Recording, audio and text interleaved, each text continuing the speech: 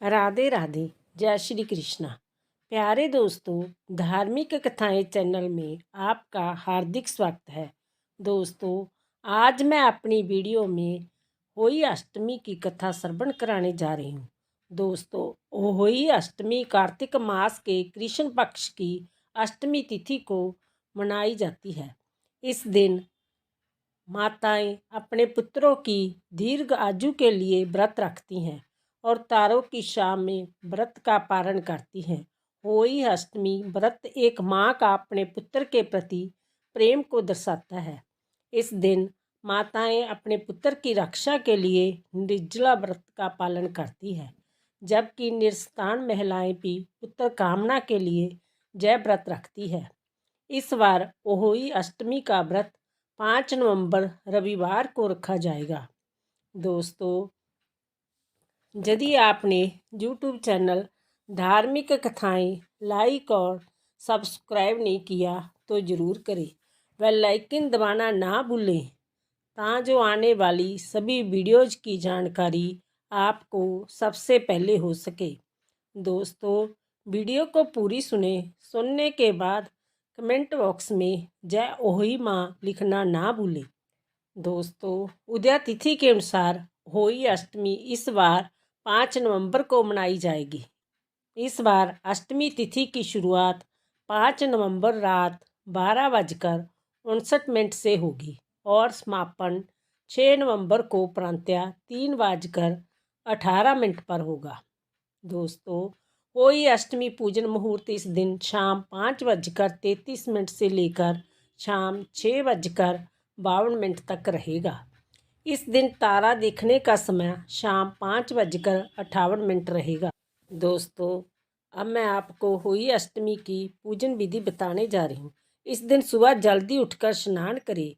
पूजा के समय पुत्र की लंबी आयु और उसके सुखमय जीवन की कामना करें। इसके पश्चात होई अष्टमी व्रत का संकल्प करें। माँ पार्वती की आराधना करें। होई माता की पूजा के लिए गेरू से दीवार पर उसके चित्र के साथ ही शाही और उसके 7 पुत्रों की तस्वीर बनाई।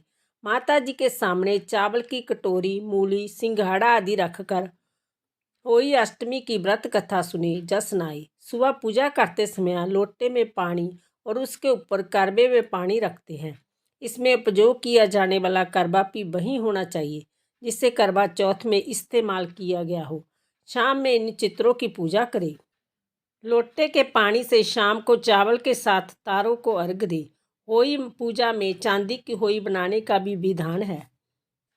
दोस्तों, अब मैं आपको होई अष्टमी की कथा श्रवण कराने जा रही हूँ। एक साहूकार था जिसके 7 बेटे 7 बहू थी। एक बेटी थी। सब कोई मिट्टी लेने गई। मिट्टी खोदते समय नंद के हाथ से स्याऊ का बच्चा मर गया। स्याऊ माता बोली कि मैं तेरी कोख बांधूंगी। तो नंद ने अपनी सारी भाभियों से कहा, लेकिन नंद के बदले में अपनी कोख बंधवाने के लिए 6 भाभियों ने मना कर दिया। पर उसकी छोटी भाभी ने सोचा कि नहीं बंधवाएंगे तो सासू जी नाराज हो जाएगी। तो छोटी भाभी ने अपनी कोख बंधवा ली। अब उसके जो बच्चा होता वो 7 दिन में मर जाता। एक दिन उसने पड़ताइन बुलाकर पूछा कि क्या बात है, मेरे बच्चे वही 7 के दिन मर जाता है। तब पड़ताइन बोली कि सुरभि गाय की सेवा किया कर। सुरभि गाय स्याऊ माता की सहेली है, वह तेरी कोख छोड़ेगी तब तेरे बच्चा जिएगा। अब वह बहुत सुबह उठकर सुरभि गाय का सारा काम कर जाती। गऊ माता बोली कि आजकल कौन मेरी इतनी सेवा करता है, मेरी बहुएं क्या करेगी, वो तो लड़ाई करती है। आज देखा जाए कि कौन सारा काम करता है। गऊ माता ने खूब सुबह उठकर देखा कि एक साहूकार के बेटे की बहू है जो सारा काम कर जाती है। गऊ माता बोली कि तुझे किस चीज़ की इच्छा है जो तू मेरा इतना काम करती हैं, मांग, क्या चीज़ मांगती हैं। तब साहूकार की बहू बोली, मुझे वचन दो। गऊ माता ने उसे वचन दिया। तब साहूकार की बहू बोली कि स्याऊ माता तुम्हारी सहेली है और सहेली माता के पास मेरी कोख बांधी हुई है, उनमें मेरी कोख छड़वा दो। फिर गऊ माता उसे 7 समुंदर पार अपनी सहेली के पास ले जाने लगी। तो रास्ते में धूप थी, इसलिए वह एक पेड़ के नीचे बैठ गई। थोड़ी देर में सांप आया। पेड़ पर गरुड़ पंखड़ी का बच्चा था, जिसे वह डसने लगा।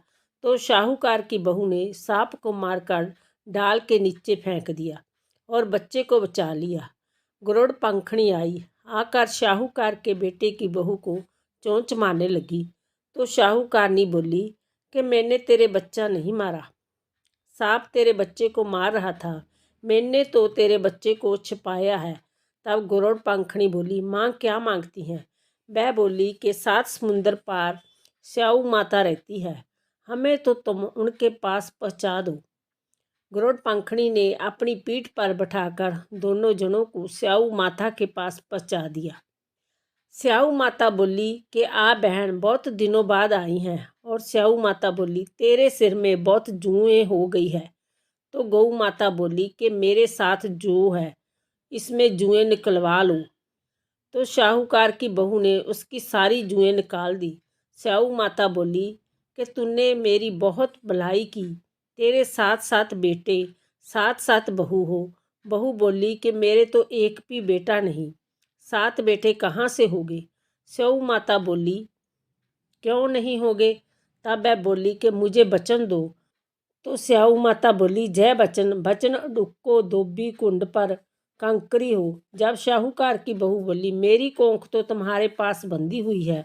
तब स्याऊ माता ने कहा, तूने तो मुझे बहुत ठगा। मैं तेरी कोख खोलती तो नहीं, लेकिन अब खोलनी पड़ेगी। जब तेरे घर में तुझे 7 बेटे बहू मिलेगी। तू 7 उजमण करियो, 7 होई माता, 7 मांडियो, 7 कढ़ाई करवाइयो। वह घर गई, देखा कि वहाँ 7 बेटे बहू बैठे हैं, बहुत धन हो रहा है। उसने 7 होई मांडी, कोई दीवार पर, कोई मटके पर, कोई कहीं। 7 उजमण करे, 7 कढ़ाई करी। उधर सारी दरानी जेठानी कहने लगी कि जल्दी जल्दी चौका पूज लो, नहीं तो अब वह रोने लग जाएगी। थोड़ी देर में उन्होंने अपने बेटों से कहा कि देख कर आओ, आज वह रोई क्यों नहीं। वह देखकर आकर बोला कि चाची तो होई मांड रही है, खूब उजमण हो रहा है। फिर दरानी जेठानी दौड़ी दौड़ी आई, देखा कि वह तो कोख छड़ा लाई। वह सब बोली कि तुमने कोख कैसे छड़ाई? वह बोली, मैंने तो कोख बंधाई नहीं, लेकिन स्याऊ के बच्चे के मरने से कोख बंध गई। अब स्याऊ माता ने मुझ पर दया करके मेरी कोख खोल दी।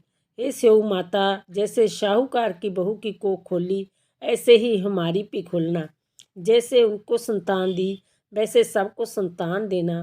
सबकी संतान की उम्र लंबी करना, घर आंगन खुशियों से भर देना। बोलो स्याऊ माता की जय, बोलो होई अष्टमी की जय। राधे।